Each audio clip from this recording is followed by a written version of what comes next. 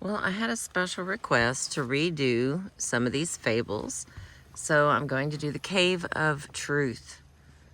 One sunny afternoon, several of the young children in the village were playing by themselves. Wouldn't it be wonderful if we could be as wise as the elders while we are still young and strong? Asked one restless young boy. That would be wonderful, exclaimed a high-spirited girl. Then we could make the decisions for the clan and do what we wanted instead of listening to what others have to say. We could play all day and have games instead of chores. Everyone would look to us for answers because we would be called the wise ones. But that would not be possible, declared one small boy. Before you become wise, you must go through the clan initiation, and then you must be part of the council and be invited into the Chamber of Elders. Don't be so serious, cried several of the others as they began rolling down the hill and giggling. The children's chatter about wisdom came to an end as quickly as it had begun. But the idea of attaining knowledge before one's time had found another and more determined audience. While the children were laughing and talking, 4 young men were setting traps for rabbits in the bushes nearby.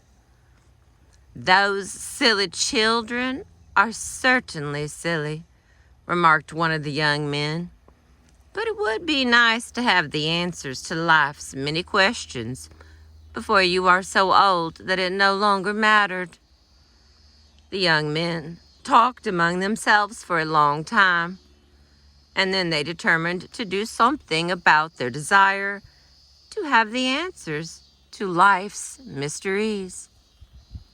Together they went to the elder of the clan and asked him, "Wise father, you have lived many years and seen many things.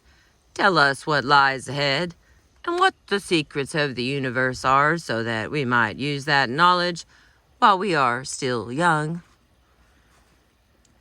"You must have patience if you are to become wise," counseled the elder.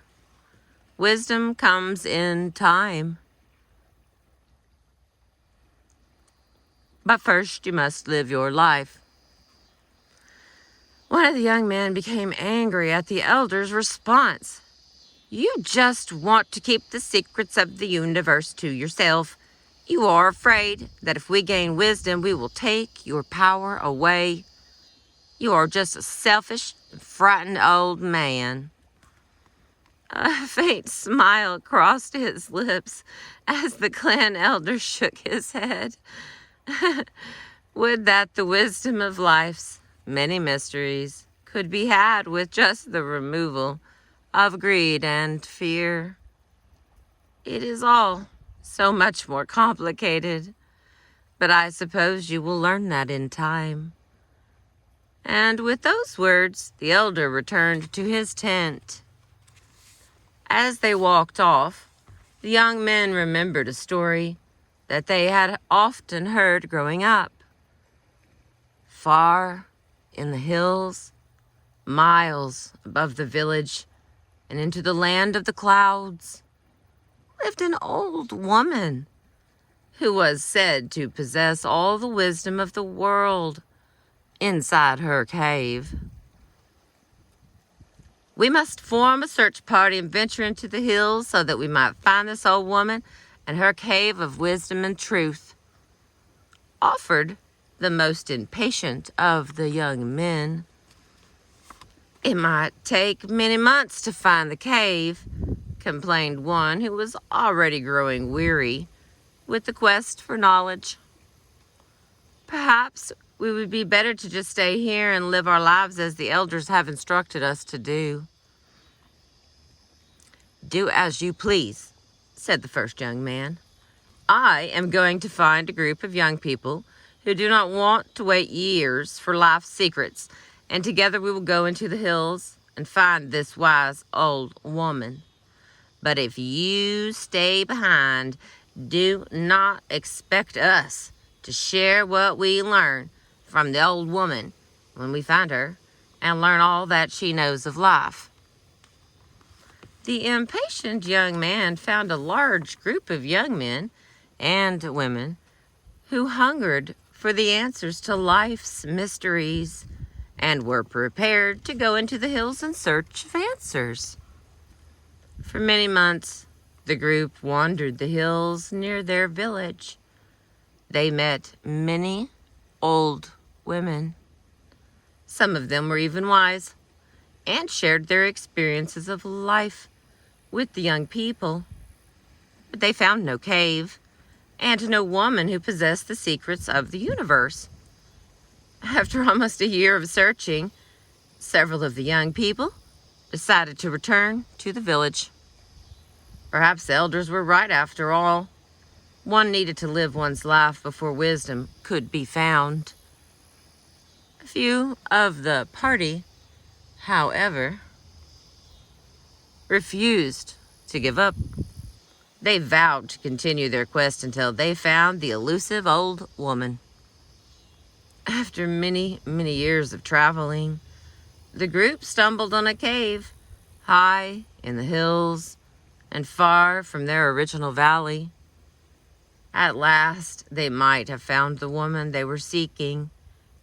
Inside the cave sat a very old woman who was busy making strange marks on a large tablet.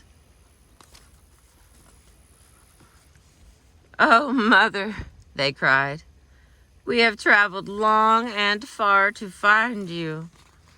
If you are the wise woman of the cave, please let us see the answers to life's questions."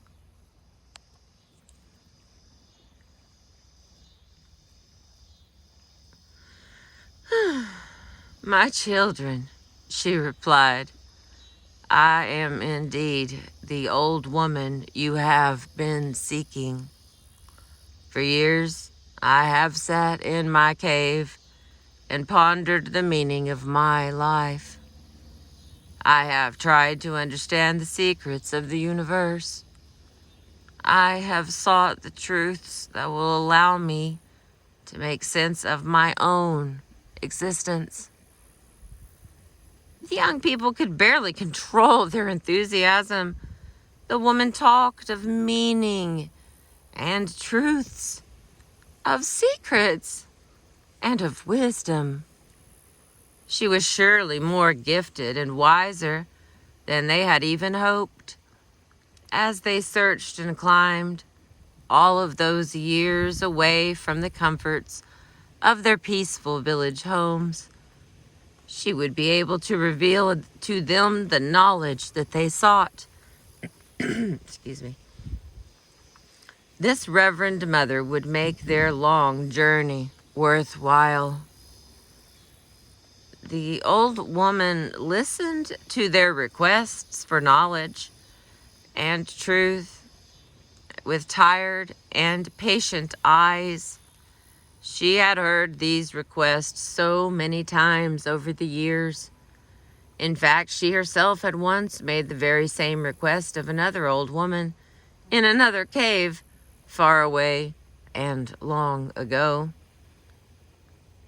"I fear that you will not be pleased with what I have to say and what I have to share with you," she sighed.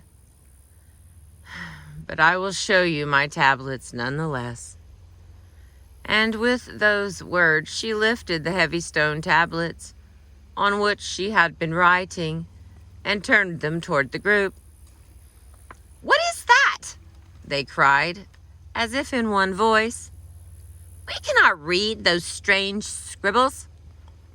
"Of course not," replied the old woman. "These marks represent my truth. You must each find your own." The young seekers heard the old woman's words with a mixture of anger and disbelief.